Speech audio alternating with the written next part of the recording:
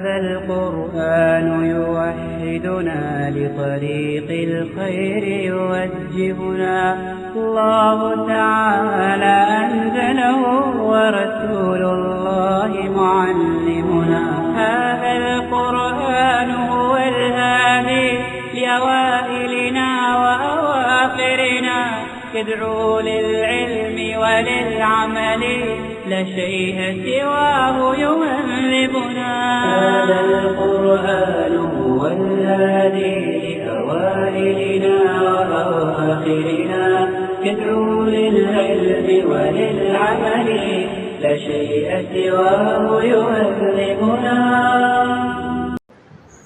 الحمد لله نحمده ونستعينه ونستغفره ونعوذ بالله من شرور أنفسنا ومن سيئات أعمالنا من يهده الله فلا مضل له ومن يضلله فلا هادي له وأشهد أن لا إله إلا الله وحده لا شريك له وأشهد أن محمدا عبده ورسوله أما بعد قال الله تعالى في القرآن الكريم بعد أعوذ بالله من الشيطان الرجيم يا أيها الناس اتقوا ربكم الذي خلقكم من نفس واحدة وخلق منها زوجها وبث منهما رجالا كثيرا ونساء واتقوا الله الذي تساءلون به والأرحام إن الله كان عليكم رقيبا وقال الله تعالى أيضا يا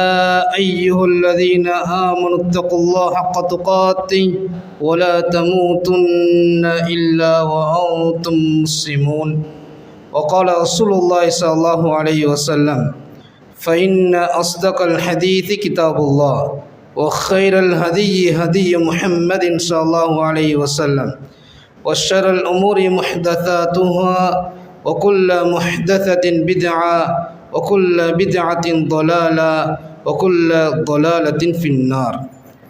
சர்வல்லமையும் புகழ்ச்சியும் ஏக இறைவனாகிய வணங்கப்பட தகுதியான படைத்த ரப்புல் ஆலமீன் அவனுக்கு அனைத்து போல முறித்தாவட்டும் அல்ஹம்துலில்லாஹ். வார்த்தைகளில் சிறந்த தெளிவான வார்த்தை படைத்த ரப்புல் ஆலமீன் அவனுடைய வார்த்தை என்றும், வழிகாட்டல்களில் சிறந்த முன்மாதிரியான வழிகாட்டல் நபிமார்களில் இறுதி அனுப்பப்பட்ட இறை தூதர் முஹம்மது ஸல்லல்லாஹு அலைஹி வஸல்லம் அவர்களுடைய வழிகாட்டல் என்றும், மார்க்கத்தின் பெயரால் புதிதாக உருவாக்கப்படக்கூடிய அனைத்து அனுஷ்டானங்களை பித்அத்துக்கள், அனைத்து பித்அத்துக்களும் வழியேடுகள் அனைத்தும் நரகத்தின் பாட்டு செல்லும் என பெருமானார் ஸல்லல்லாஹு அலைஹி வஸல்லம் அவர்கள் கூறியதை இந்த புனிதமான தருணத்திலே ஞாபகம் முட்டிக்கொள்கின்றேன்.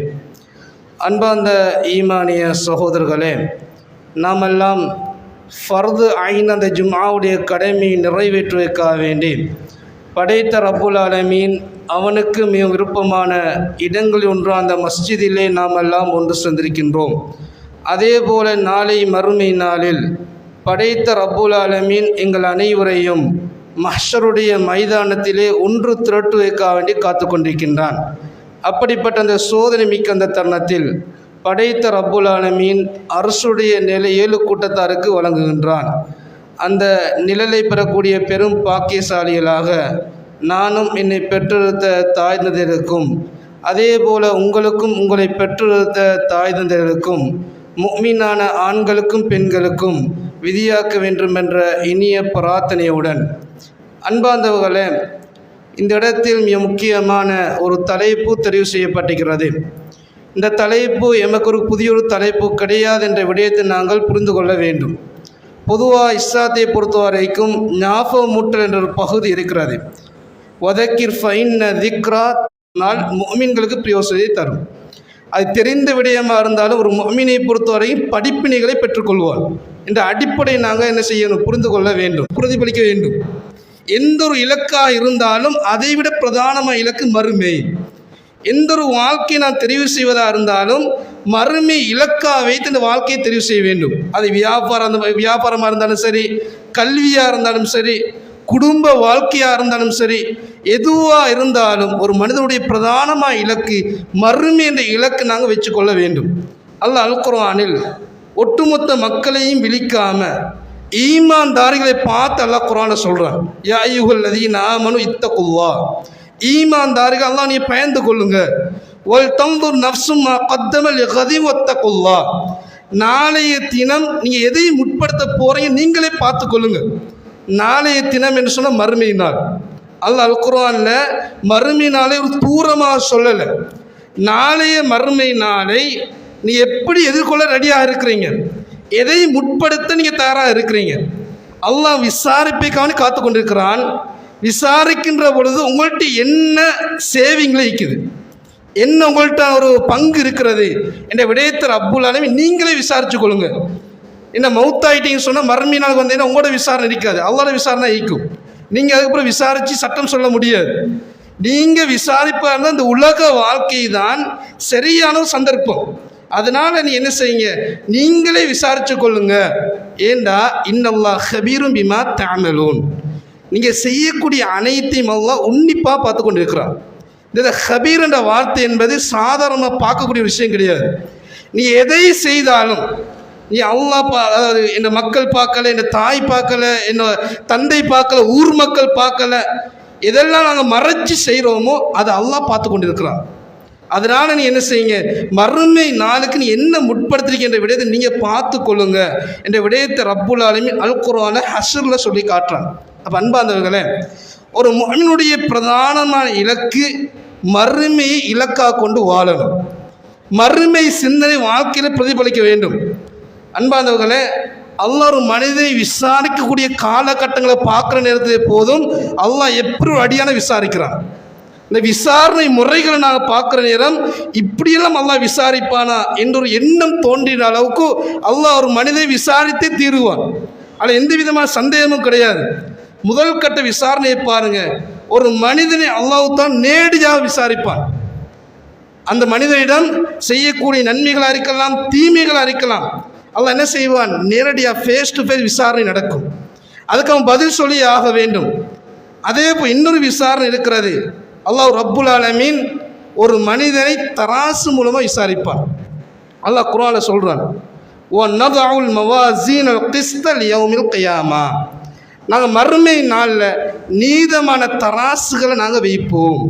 ஃபலா துதுலமு நஃப்சுன் ஷைஆ, அந்த தராசுகள் யாருக்கும் அநீதம் இழைக்காது, நீதியான முறையில் அந்த தராசு இயங்கும். வைன்கான மிஸ்கால ஹப்பதி மின் ஹர்தல், அனுப்பிரமாணமான ஒரு நன்மை நீங்கள் கொண்டு வந்தாலும் அத்தை நாபியா, அது அனுப்பிரமாணமான இருக்கும், பெரிய ஒரு பாரம் கிடையாது. அற்பமான அமைப்பில் ஒரு செயலை நீங்கள் செஞ்சாலும் நாளை மறுமை நாள் அந்த தராசு கொண்டு வரும். வகஃபா பினா ஹாசிபீன், நான் விசாரணை செய்வதற்கு நாங்கள் பொருத்தமான, நாங்கள் போதுமானவர்கள் என்று அல்லாஹ் குர்ஆன்ல சொல்கிறான். அப்போ அன்பார்ந்தவர்களே, அல்லாஹ் ரப்புல் ஆலமீன் இன்னொரு விசாரணை கட்டமாக ஒரு மனிதனுடைய நன்மைகளாக இருந்தாலும் சரி, தீமைகளாக இருந்தாலும் சரி, நீதமான முறையில் நிறுத்து காட்டுவான். உலகத்தை பாருங்க, எந்த ஒரு பொருளாக இருந்தாலும் பொதுவாக நிறுவை முறையில் பொருள் அதிகமாக காணப்படுது. சில பொருள்களை நான் பார்க்குற நேரம் உலகத்துடைய நிறுவல் முறையை நான் பார்க்குறேன், ஒன்று கூடி குறைஞ்சிருக்கும். ஒரு கிலோ ஒரு பொருளை வாங்க போகிறோம்னா சில நேரம் 999 கிராம் இருக்கும், சில நேரம் 1 கிலோவும் 1 கிராம் கூடுதலாக இருக்கும். நான் அல்லாஹ்வுடைய அந்த நீதியை பொறுத்த வரைக்கும் அவ்வாறு கிடையாது. எந்த அளவுக்கு ஒரு மனிதன் தீமையை செய்கிறானோ அந்த தீமையை கூடி குறைக்காமல் நேர்மையாக காட்டும். ஒரு மனிதன் நன்மையை செய்கிறானா அவன் மறந்தாலும் அல்லாஹ்வுடைய விசாரணை மறக்காது. அவன் மறந்திருப்பான், அல்லாஹ் ரப்புல் ஆலமீன் கொண்டு வருவான். அந்த விசாரணை பின்னால் பார்ப்போம். ஒரு மனிதன் திடீர்னு கேட்பான். சில நேரம் விசாரணை நடக்கிற நேரம் அந்த மனிதன் யோசிப்பான், இப்படியெல்லாம் நான் செஞ்சனாலும் யோசிக்கிற அளவுக்கு அல்லாஹ் விசாரணையில் கொண்டு வருவான். அப்போ அன்பார்ந்தவர்களே, எந்த ஒரு காரியத்தை நாங்கள் செய்கிற நேரமும் அல்லாஹ் விசாரிப்பான் என்ற ஒரு எண்ணத்தில் நாங்கள் என்ன செய்யணும், அமானிதமாக நாங்கள் செய்யணும். இது அல்லாஹ் விசாரிக்கக்கூடிய இன்னொரு முறை இருக்கிற சகோதரர்களே. அல்லாஹ் ரப்புல் ஆலமீன் யாரையும் சாட்சியாக கொண்டு வர மாட்டான். யாரும் என்று சொன்னால் பிற மனிதர்களை சாட்சியாக கொண்டு வர மாட்டான். அல்லாஹ் எப்படி விசாரிப்பான்னால் எங்கட உடல் உறுப்புகள், எங்கட அவயங்களை வைத்து ரப்புல் ஆலமீன் நாளை மறுமையினால விசாரிப்பான். ஸோ யாசீன்ல அல்லாஹ் தஆலா சொல்லி காட்டுறான், அல் யௌம நஹ்திமு அலா அஃப்வாஹிம், அந்த நாளில் நாங்கள் என்ன செய்வோம், வாய்களுக்கெல்லாம் பூட்டு போட்டு விடுவோம். இப்போ வாய்க்கு லொக் போடப்பட்ட எது பேசும்? ஒத்து கல்லிமுனா ஐதீஹிம், அவனோட கரங்கள் பேசும். கை மூலமாக என்ன செஞ்சானோ அந்த கைகள் எல்லாம் பேசும். கை பேச பேச ஒத்த ஷெது அர்ஜுலுகும், கை பேசுகிற நேரம் கால்கள்லாம் சாட்சி சொல்லும். எங்கே போனான், என்ன செஞ்சான், கை மூலமாக எத்தனை நன்மைகளை சம்பாதிச்சான் பேசும். அல்லாஹ் ரப்புல் ஆலமீன் பேசுவதற்கான சந்தர்ப்பத்தை கொடுத்து விடுவார். அன்பார்ந்தவர்களை கொஞ்சம் யோசிச்சு பாருங்க. ஒரு உரிமையை கை மூலமாக மீறிட்டோம் என்று சொன்னார், ஒருத்தனுடைய உரிமையை எங்களோட கைகள் மூலமாக மீறிவிட்டோம் என்று சொன்னால் பிற மனிதர்கள் சாட்சிக்கு தேவை கிடையாது சோதர்களே. பிற மனிதர்கள் வந்து நீதிமன்றத்தில் சாட்சி சொல்ல வேண்டிய அவசியம் கிடையாது. அல்லாஹ் என்ன செய்வான், அந்த கைகள் பேச சொல்லுவான். கைகள் பேசும். அடுத்தவனுக்கு எதிராவது அதாவது கையொப்பம் வைத்து விட்டால் கூட அந்த கைகள் பேசும். இப்போ பாருங்க, ஹராம் எல்லாம் நவீன ஊடகமாக மாறிவிட்டது. ஒரு காலத்தில் கைகள் எல்லாம் ஃபிசிக்கல் டச், நேரடியாக டச் பண்ணி பாவம் செய்யலாம். ஒரு அடிக்கிறது கை பாவம் செய்யுது. அதே போல சொத்துல கையொப்பம் வைக்கிறது, எதிராக கையொப்பம் வைக்கிறது, அதில் வந்து கை பாவம் செய்கிறது. இப்போ சகோதரர்களே, பாவங்களை நேரடியாக மறைமுகமாக நீங்கள் ஃபிசிக்கல் டச் இல்லாமல் ஒரு விடயத்தை நீங்கள் செய்வீங்க, ஒட்டுமொத்த சமுதாயமும் அந்த பாவத்தை பார்க்கும். நாங்கள் பார்க்குறோமா இல்லையா? இப்போ டிஜிட்டல் வயசாக பாருங்கள், உலகம் என்பது டிஜிட்டல் வயசாக மாறிட்டு எல்லாம் நான் என்ன செய்ய ஃபோனால் பார்க்கலாம், எல்லாம் சோசியல் மீடியாவில் நான் தெரிஞ்சு கொள்ளலாம். யார்கிட்டையும் கால் பண்ணி கேட்க தேவையில்லை. ஏதாவது ஒரு விடயத்தை நான் தெரிஞ்சு கொள்ளணுமா, சமூக வலைத்தளத்தை தட்டினாலே போதும், அது உண்மையும் வரும் பொய்யும் வரும். ஆனால் தகவல் என்ற விடயம் வருது. எப்படி ஒரு மனிதனுக்கு கைக்கு கிடைக்கக்கூடிய அமைப்பில் உலகம் என்ன செய்யப்பட்டது, அவை சுருங்கி கைக்குள் வந்துட்டு. அப்போ பாவம் என்பது ஃபிசிக்கல் டச் கிடையாது. நான் என்ன செய்கிறோம், ஒரு ஃபோனை எடுக்கிறோம். ஃபோனை எடுத்துட்டு அடுத்தவனை பற்றி நான் தப்பான முறையில் டைப் பண்ணி போடுறோமே சகோதரர்களே, அதை டைப் பண்ணி போடக்கூடிய காட்சிகள் எத்தனை பேர் பார்க்குறாங்க? ரசூலுல்லாஹி ஸல்லல்லாஹு அலைஹி வஸல்லம் ஒரு செய்தி அறிவிக்கிறாங்க. அல்லாஹ் ரப்புல் ஆலமீன் தண்டனைகளை காண்பிக்கிறான். அப்போ மலக்குமார்கள் என்ன செய்கிறாங்க, மனித தோற்றத்தோடு நபிகளை அழைச்சி கொண்டு போகிறாங்க. இப்போ போகிற நேரத்தில் சில தண்டனைகள் காண்பிக்கப்படுது. அது ஒரு தண்டனை. ஒரு மனிதன் என்ன செய்கிறான், தன்னுடைய கரங்களால் தன்னை சொக்கையெல்லாம் கிழிக்கிறான். கிழிச்சு என்ன செய்கிறான், அவனை நொந்து கொள்றான். அப்போ இறுதியாக மனித ரூபத்தைக்கூடிய மலக்குமார்கள் அந்த சாரர் யாருன்னு சொல்கிறாங்க. அந்த பாவத்தை அவங்களே நொந்து கொள்றாங்க, அவங்களே சொக்கி அவங்களே கிழிச்சு கொள்றாங்க. இந்த சமுதாயம் யாருன்னு மலக்குமார் சொல்றாங்க. யார் அந்த சமுதாயம்? அவன் ஃபக்கذاب, பொய் சொன்னவன். எப்படி பொய் தெரியுமா? ஒரு பொய்யை சொன்னான், அந்த பொய் உலகத்துடைய பல இடங்களை பெய்த்து கண்டங்கள் தாண்டி போகுது. அப்படி ஒரு பொய்யை சொன்னான். இப்போ சமூக வலைத்தளத்தை பார்க்குறோமா இல்லையா? ஒரு பொய்யை, ஒரு அவதூறை நாங்கள் சமூக வலைத்தளத்தை பதிவிட்டோம் என்று சொன்னால் எத்தனை பேர் சொல்ல பார்க்குறாங்க? அந்த கிராம மக்கள், நாடுன்னு சொன்ன ஐலண்ட் வழியாக பார்க்குறாங்க, உலகளாவிய ரீதியில் பார்க்குறாங்க. ஒரு செய்தியை ஒருவருக்குள்ள நான் என்ன செய்யலாம், பல இடங்கள் ரீச் பண்ணுற அளவுக்கு சோசியல் மீடியா வளர்ந்து விட்டது என்று சொன்னால் எந்த அளவுக்கு என்னோட மறுமை விசாரணை வளர்ந்து விட்டு என்ற அடிப்பை நாங்கள் யோசிச்சு கொள்ளணும். ஒரு செய்தியை நாங்கள் பரப்புற நேரம் மிச்சம் நாங்கள் அமானிதமான முறையில் கையாள வேண்டும் சோதர்களே. நான் அந்த அமைப்பு நான் சோசியல் மீடியா பார்க்குறோம்.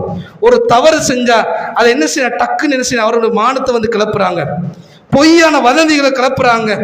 அன்பாந்தவர்களே, யாரெல்லாம் கேட்குறாங்களோ ஒட்டுமொத்த சமுதாயத்தையும் பாவத்தையும் பரப்பினவன் சுமந்து கொள்வார்.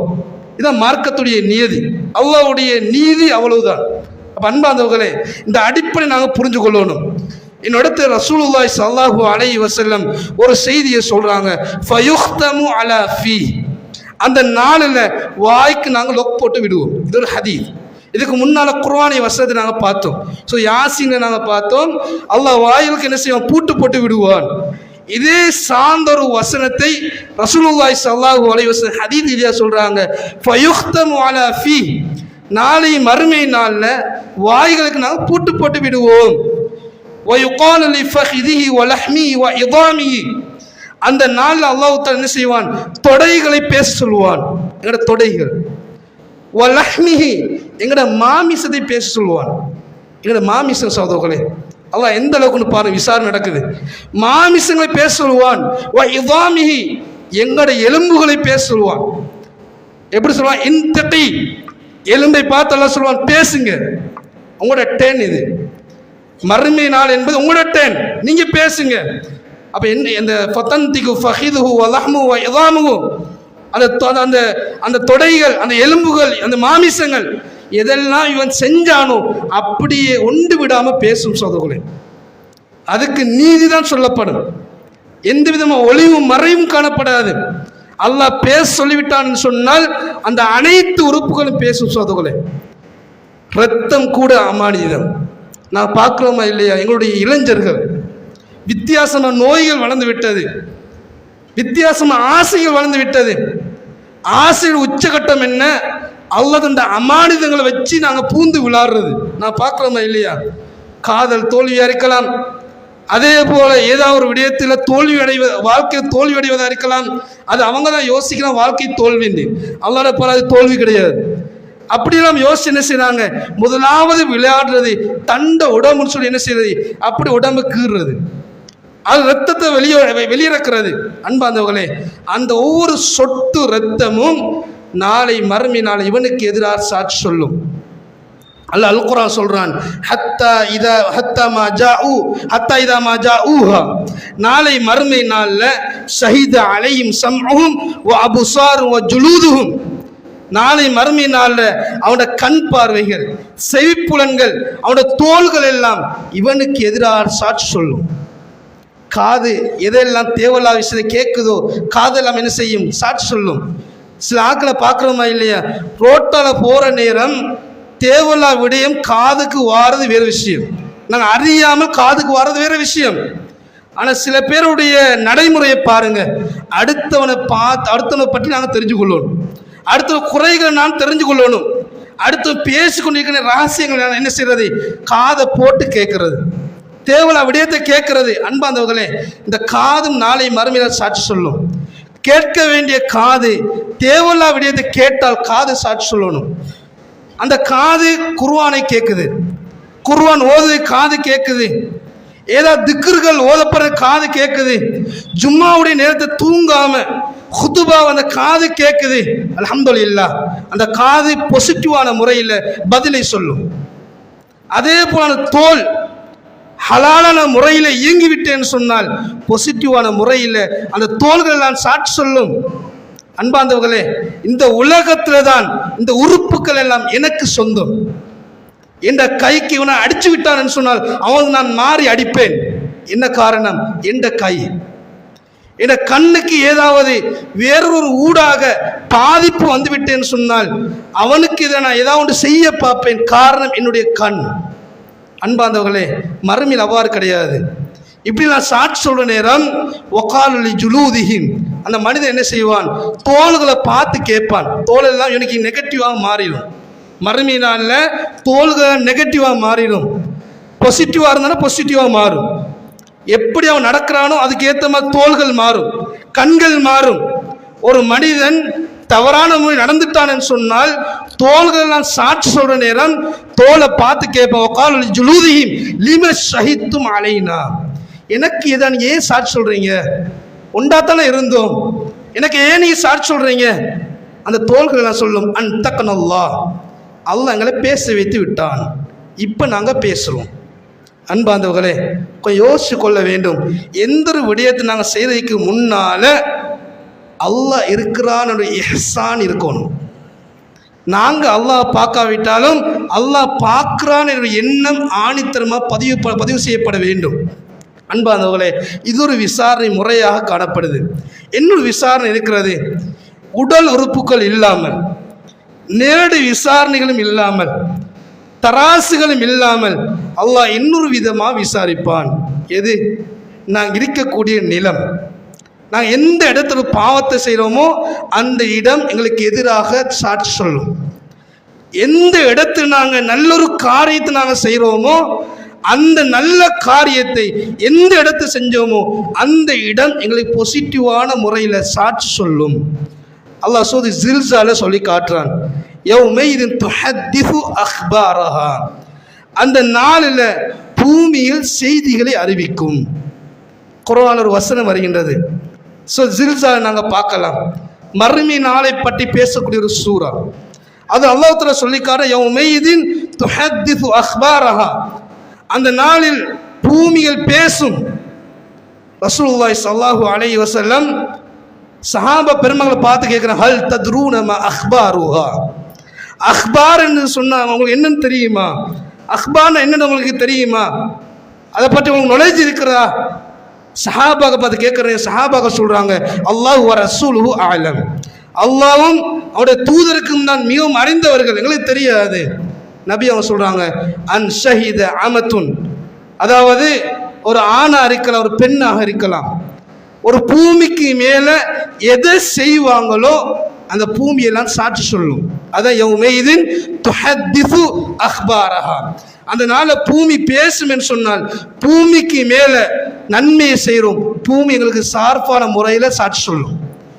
பூமிக்கு மேல பாவத்தை செய்கிறோம், அடுத்த காணு நாங்கள் சுரண்டோம் என்று வச்சுக்கொள்ளுங்க.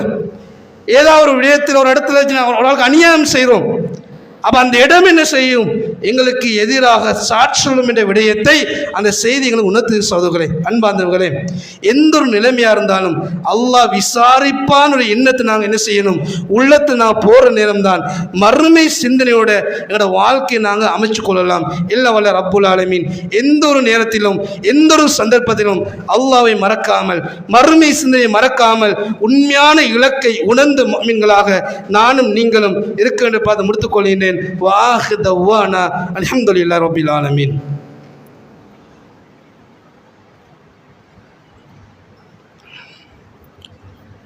الحمد لله رب العالمين والصلاة والسلام على أشرف الأنبياء والمرسلين وعلى آله وصحبه أجمعين أما بعد.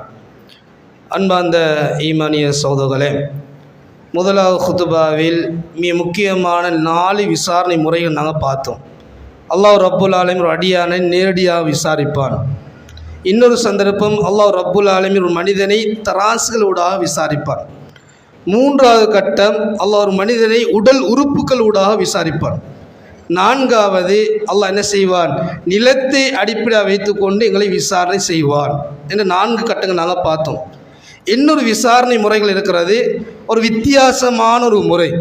அல்லாஹ் என்ன செய்வான்னால் எங்களுடைய பெறுபர்களை கையில் தந்து எங்களை விசாரணை செய்வார். எங்களோட கையில் ரிசல்ட் செய்யும். நாங்கள் உலகத்தில் சரியாக வாழ்ந்தோமா, உலகத்தில் அல்லாஹ்வுக்கு ஈடேற்றும் ஆத்மா வாழ்ந்தோமா, குர்ஆன் சுன்னாக்கு ஏற்றும் உலகத்தை வாழ்ந்தோமா, மக்களுடைய திருப்திக்காக வேண்டி சுன்னாக்களை புறக்கணிச்சு பித்அத்துக்கள் எடுத்து உலகத்தை வாழ்ந்தோமா, அனைத்தும் அந்த ஏட்டில் இருக்கும். சோதனை அல்லாஹ் ரப்புல் ஆலமீன் இந்த பாவிகளை அடிப்படையே அல் குர்ஆன் சொல்லி காட்டுறார். உதுயல் கிதாப், நாளை மறுமை நாளில் ஏடுகள் வைக்கப்படும். ஃபதரல் முஜ்ரிமீன முஸ்ஃபிகீன மிம்மா ஃபீஹி, அல்லாஹ் ரப்புல் ஆலமீன் இந்த இடத்து பாவிகளை வைத்து சொல்றான், இந்த பாவியை நீங்கள் பார்த்தீங்கன்னா பயந்து வண்ணமாக இருப்பார்கள். அந்த ஏட்டை பார்த்தவுடன் பயந்துருவார்கள். இப்போ பயப்படக்கூடிய காட்சி நீங்கள் பார்ப்பீங்கன்னு அல்லாஹ் குர்ஆனில் சொல்கிறான். அந்த பாவிகளை பார்த்தீங்கன்னா சிரிச்சு கொண்டிருக்க மாட்டார்கள். இந்த ஏடு கிடைச்சவுடன் முகத்தில் பயந்து வண்ணமாக இருப்பார்கள். இந்த விடயத்தை நீங்கள் பார்ப்பீங்கன்னு அல்லாஹ் குர்ஆனில் சொல்கிறான்.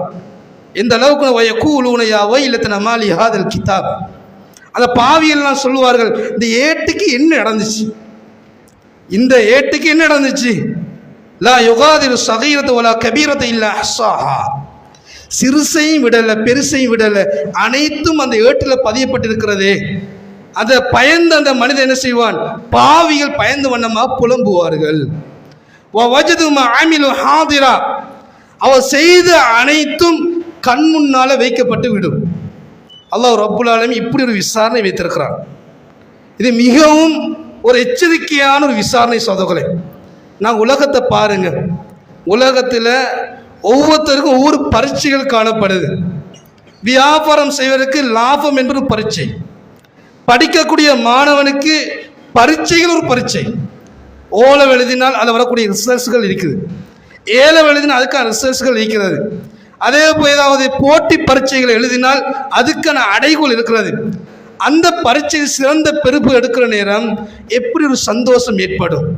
ஓ லெவலில் சரியான ரிசல்ட்ஸ் எடுத்துட்டால் வரக்கூடிய முகத்தில் கூடிய சந்தோஷம், ஏ லெவலில் சிறந்த ஒரு பெருப்பெரு எடுத்து விட்டால் வரக்கூடிய முகத்தில் வரக்கூடிய ஒரு சந்தோஷம். சில நேரங்கள் அல்லாவை மறந்து பெருமைப்படக்கூடியவர்கள் இருக்கிற, அல்லாஹ் பாதுகாத்துக் கொள்ள வேண்டும். அல்லாவை நினைவில் வைத்து சந்தோஷம் வெளிப்படுத்தக்கூடிய இளைஞர்களும் இருக்கிறார்கள். அந்த சந்தோஷம் எப்படி வெளிப்படுத்துவார்கள்? தன் குடும்பத்துக்கு மத்தியில், தன் தாய்க்கு மத்தியில், அதேபோல் சமூக ஊடகங்களில் தன்னுடைய சிறந்த அடைவை வெளிப்படுத்தி சந்தோஷத்தை வெளிப்படுத்துவார்கள். அது தவறு கிடையாது. இந்த உலகத்தை வரக்கூடிய பரீட்சைக்கு அவன் சரியான பெருப்பறை அடைகின்ற நேரம் வரக்கூடிய ஒரு சந்தோஷம். உலகத்தை வரக்கூடிய அடைவுக்கு இப்படி சந்தோஷம் என்றால், ஒரு மனிதனுடைய இறுதியும் உயர்ந்த ஒரு பரீட்சை தான் மர்மினால் வெற்றி.